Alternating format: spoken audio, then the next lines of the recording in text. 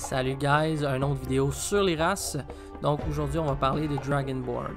Dragonborn qui n'est pas à être confondu avec demi-dragon ou je sais pas comment d'autres termes à dire. Dragonborn, un peu comme le Tiefling ou le Halfling, le Stout Halfling, qui a une descendance ou une racine qui peut appartenir justement à des dragons, qui a évolué avec le temps et a sa propre identité. En général, les Dragonborn sont très exclus des autres races parce que sont vraiment particuliers, sont très rares. On peut vraiment voir une semblance de culture de clan dans spécifiquement cette race d'humanoïdes-là. Puis, c'est très important pour eux autres d'être autonomes. Donc, on va souvent voir des Dragonborn être justement en clan autonome, à vouloir se surpasser, devoir devenir le meilleur pour pouvoir justement aider le clan. Pour un Dragonborn, techniquement parlant, le clan c'est la chose la plus importante. Ceci dit, c'est très rare des Dragonborn. Les places qu'on va avoir le plus, c'est souvent dans les métropoles. Mais tu mettrais un Dragonborn dans n'importe quelle autre situation, dans des petits villages ou quoi d'autre, il penserait que ça serait un dragon ou un monstre quelconque qui viendrait les attaquer. Fait que dans l'univers de Donjon Dragon, malheureusement, l'inconnu fait peur comme dans n'importe quoi, puis ce qui domine le plus en général, c'est les humains. Donc, n'importe quelle rencontre avec un humain, un Dragonborn, dans une région éloignée, comme au Québec d'ailleurs, si vous êtes multi-ethnique ou si vous êtes anglais, vous êtes dans une région vraiment prononcée français, ça va être bizarre un peu pour tout le monde. Donc, pour les Dragonborn, c'est très intéressant parce que comme je dis, c'est des gens qui sont très they're proud, sont fiers comme race. Puis, ce qui passe en premier, ce qui est le plus important, c'est le clan. Est-ce que le clan peut être reformé pour devenir le groupe dans lequel il se trouve? Très probable aussi. Donc, quand même assez intéressant, justement, on parle ici, il y a un paragraphe dans le manuel des joueurs qui parle spécifiquement des interactions que les autres races vont avoir avec les Dragonborn, comment les Dragonborn voient les autres races. Comme je disais, les Dragonborn sont facilement identifiables à des monstres parce que leur allure, leur apparence, font en moyenne 6 pieds, 6 pieds et demi, puis ils vont peser jusqu'à 300 livres dû à leur structure corporelle qui ressemble beaucoup aux dragons, une densité osseuse beaucoup plus grande, musculature beaucoup plus grosse, des fois même des écailles, la peau qui est comme reptilienne aussi. Toutes ces choses-là, ça peut effectivement faire peur.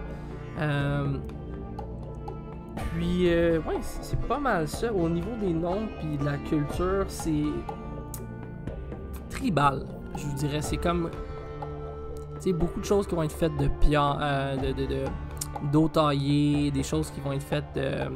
Ça fait penser un petit peu à genre une culture aztèque, je trouve, mais avec un brin amérindien. Puis c'est des gens qui vont être justement éloignés du restant de la société. Ils sont vraiment comme, on est capable de faire ça, on va s'arranger avec nos problèmes, puis that's it. Même demander de l'aide à une autre race, ils préfèrent demander de l'aide à l'intérieur du clan même pour régler les problèmes qu'aller ailleurs, que ce soit avec d'autres humains ou même au niveau des dieux. C'est un clan, ça descend quand même des dragons, fait que c'est des gens qui sont fiers, comme tous les dragons. Puis ça a comme aussi resté dans leur ADN, comme de mentalité. C'est quand même assez intéressant à ce niveau-là. Bien sûr, ils vont parler le draconique, le commun, pour un minimum de survie. Ensuite, ce qui est intéressant des Dragonborn, c'est qu'on va avoir des habilités spéciales par rapport au fait que justement, tu as des descendances draconiques. Fait que ça peut être chromatique ou métallique. Si c'est par exemple un dragon bleu, tu vas avoir une résistance à l'électricité, puis tu peux même faire un cône ou un crachat électrique, ce qui est très cool. Ensuite, étant donné leur structure corporelle, comme que je disais, on va commencer avec la force de plus 2 caractéristiques et charisme de plus 1. Encore une fois, descendance dragon. Charisme dans Donjon Dragon, on va le couvrir un peu plus tard, mais qui est vraiment une question de genre imposer ce qu'on veut. Donc, très facile de communiquer puis d'être imposant si tu as l'air d'un dragon. Donc, ensuite de ça, taille moyenne, donc 6 cases de déplacement. Un Dragonborn va vieillir plutôt rapidement. On dit ici que à 10 ans, on parle à 3 ans, un Dragonborn a l'air d'un enfant de 10 ans. Fait que c'est quand même quelque chose. Les Dragonborn vont vivre jusqu'à avoir approximativement 80 ans. Puis, c'est pas mal ça. La taille, tout a été dit. Fait qu'on peut vraiment aller chercher la couleur de dragon qu'on veut, que ce soit cuivre, noir, bleu, bronze,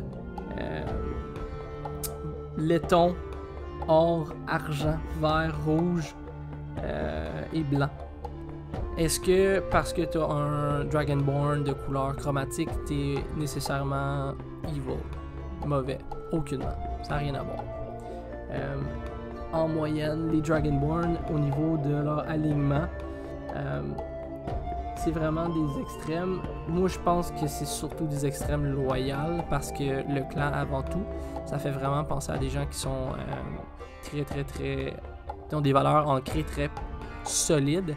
Puis on dit aussi justement dans le livre qu'on parle d'extrêmes. Extrême bon, extrême mauvais.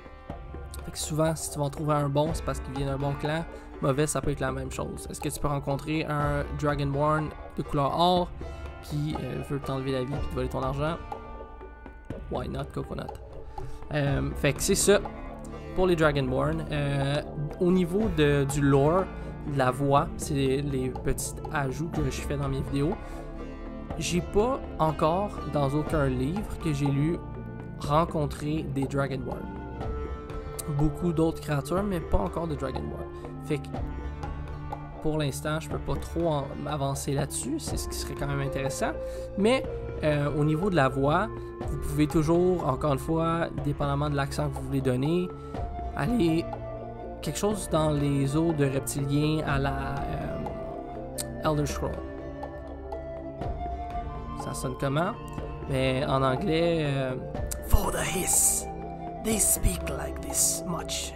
Fait qu'ils ont comme une voix plus ou moins rauque. Comme qu'on penserait un peu à un serpent, si vous avez vu Seigneur des Anneaux.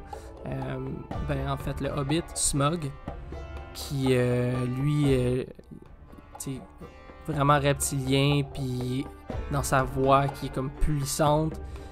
Vous pourriez parler de ce genre. Par exemple, si vous voulez mon or, vous allez devoir passer à travers moi. Tu sais, comme ça peut être ça, tu peux y aller. Ton débit peut changer, ton intonation peut changer. Est-ce que ton personnage peut avoir des tics? Très certainement. Un marchand, par exemple. Alors, qu'est-ce que je peux vous offrir aujourd'hui? Ou, tu sais, vous pouvez une voix plus grave. Moi, c'est ma vision de ce que serait un Dragonborn en général. Donc, sur ce, je vous souhaite une excellente fin de journée et on se reparle bientôt.